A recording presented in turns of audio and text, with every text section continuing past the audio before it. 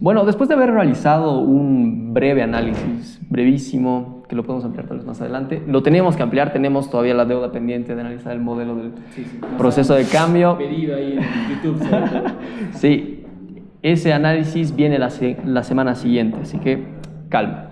Pero ahora vamos a hablar, ya que estamos hablando de coyuntura, de un asunto que no ha pasado para nada desapercibido y ha estado en todos los medios de comunicación: las listas negras. ¿Qué sensación les ha generado ver el tema de las listas negras, ver a diputados, a concejalas, salir a los medios y denunciar este tipo de cosas en el bloque de unidad? Nuevamente agradecemos por el espacio a El Café El Parlamento, por estas bonitas instalaciones. Yo te pido la palabra ahora Dale. para empezar.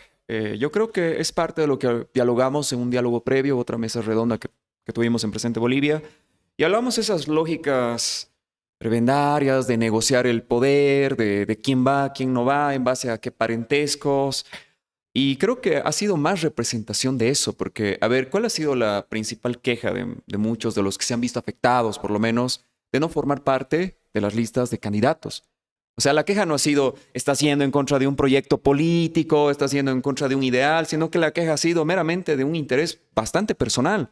Por eso algunos analistas, aunque otros han discrepado bastante, te decían de que esta opción de vicepresidente a la que al final se ha decantado Samuel, te habla de que creo que están primando, más que lógicas políticas, una lógica de plan de gobierno. Por lo menos eso quiere representarlo a través de su vicepresidente, ¿no? Entonces, Más yo que una creo- figura, digamos. Claro, yo creo que esto del problema de las listas negras solo se puede decir que representa más, da lugar más a que se demuestren estas lógicas de cómo se maneja por lo menos la oposición tradicional. Eso es lo que te diría así a primera vista.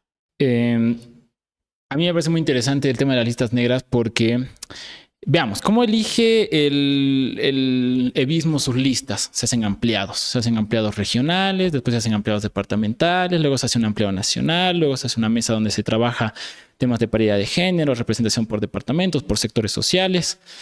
¿Cómo se hacen las listas en el gran partido democrático de don Samuel Doria Medina? El Camacho escribe, este sí, este no, este sí, esta es mi democracia. Y tienen que bancársela así.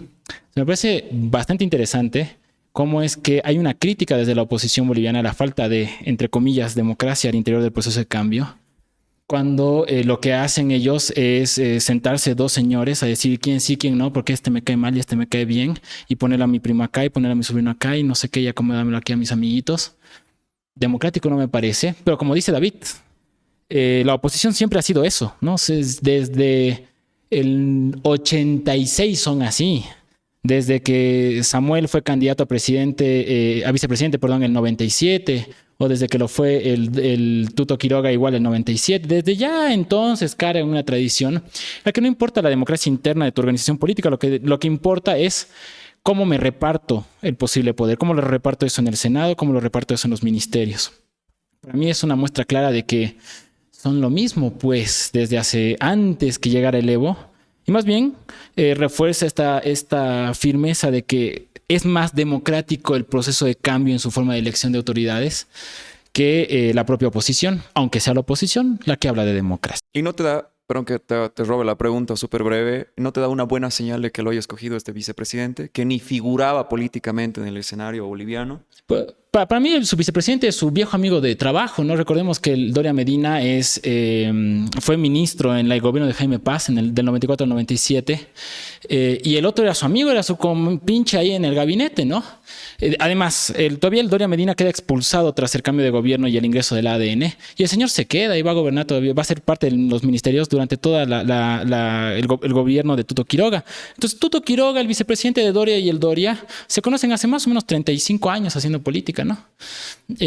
Sí, como hace 35 años. Entonces, para mí es el acuerdismo, es llevo a mi cuate porque sé que mi cuate no va a romper conmigo si algo sale mal en el gobierno. Es quizás el miedo que le tiene toda la oposición tradicional a lo que pasó con Goni y con Carlos Mesa.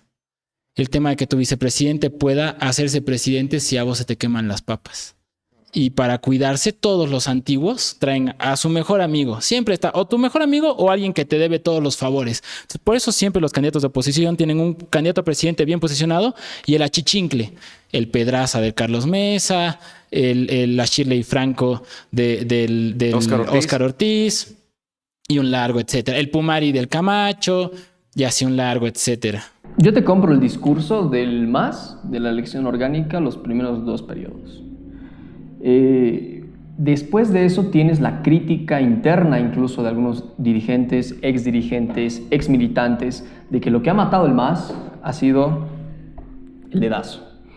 No solo tienes ese caso, lo habíamos hablado un poco antes, el tema justamente de la elección orgánica, de que las bases después del ampliado en Guanuni, cuando definen esta candidatura del 2020, este binomio, después quedan muy decepcionadas, ¿no? Porque se consultan dónde queda la organicidad que estábamos hablando y practicando o de la que nos hablaban, digamos, nuestros líderes, ¿no?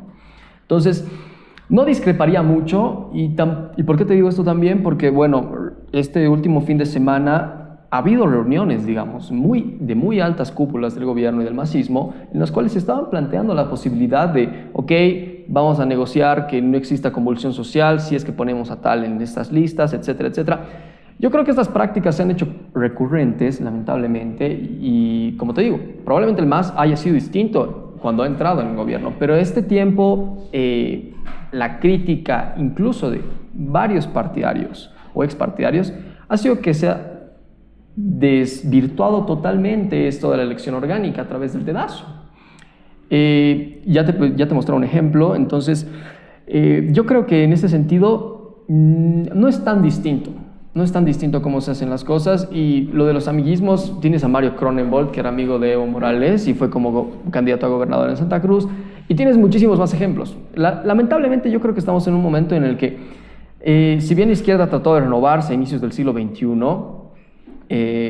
ha entrado en la dinámica política en la que ha estado anclado y sigue anclada a la derecha, digamos, o lo que sería la oposición. Y estamos en un sistema de debacle del sistema político.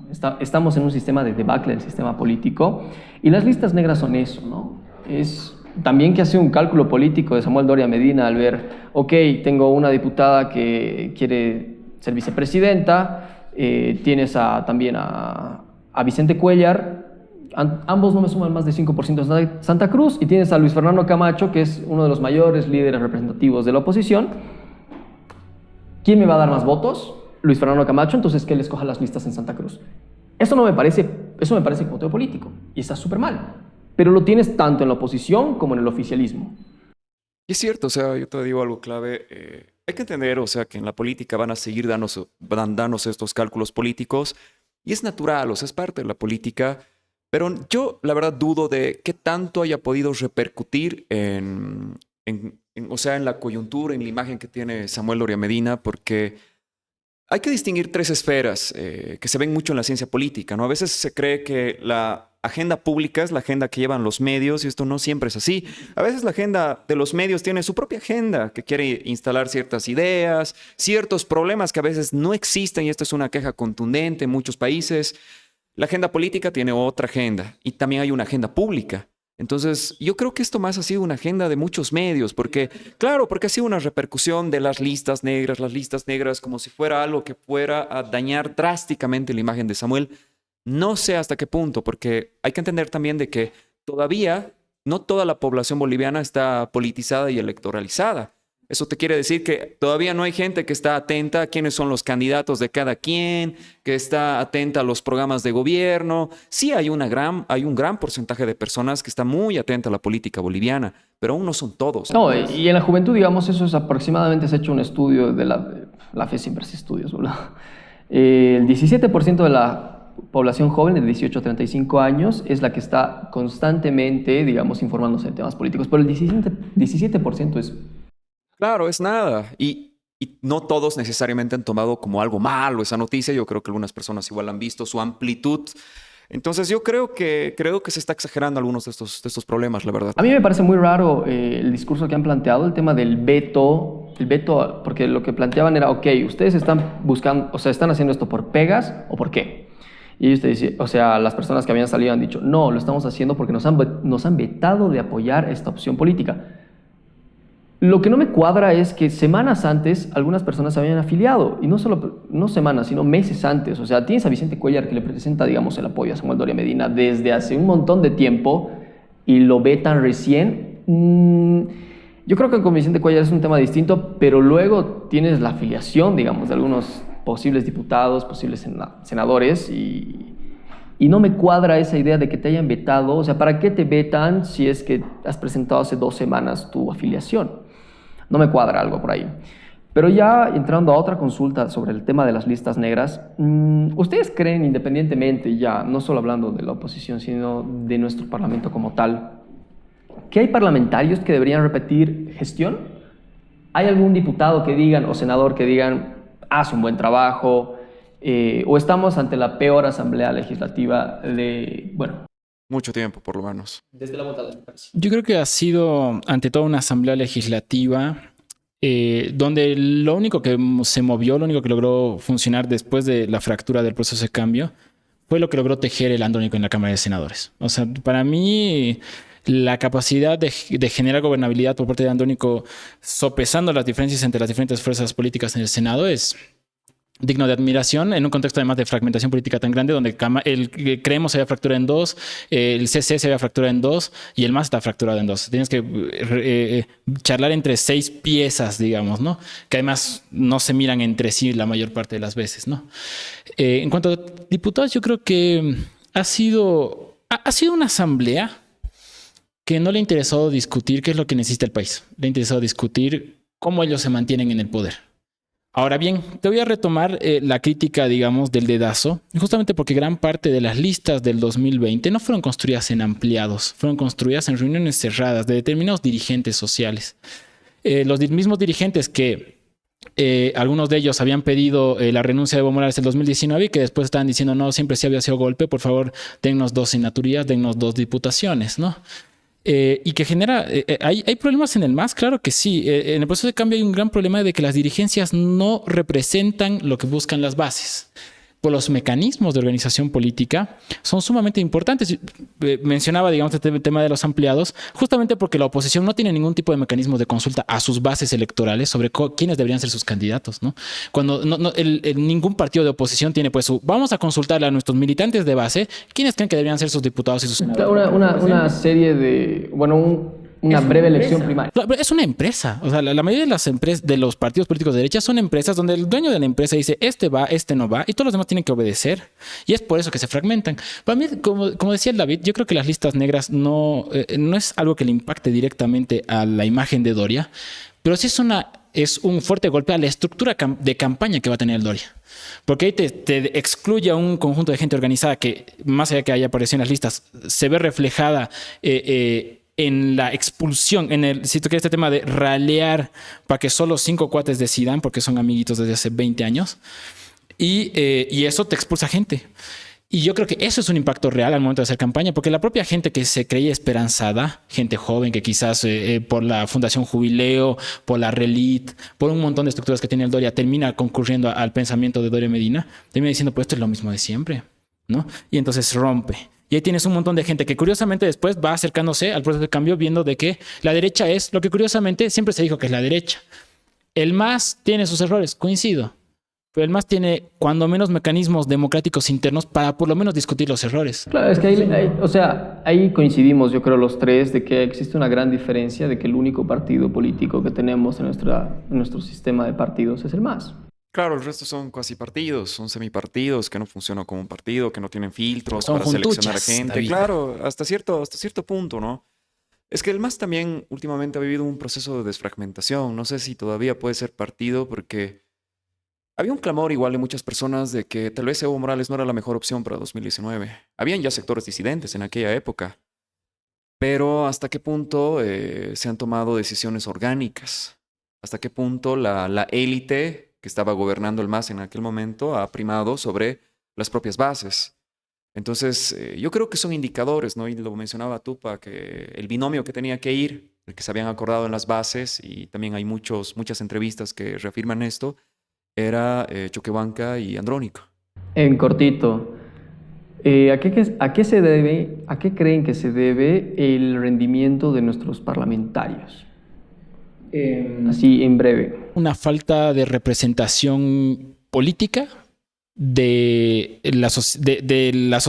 una falta de representación a la sociedad a la que se deben de esos parlamentarios. No sé si me explica bien, pero bueno. Sí. Estoy de acuerdo. O sea, una falta de representación porque esta creo que es una de las peores asambleas. Yo por lo menos no tengo memoria de qué grande ley han sacado en este periodo legislativo, cuáles han sido los hitos de esta asamblea.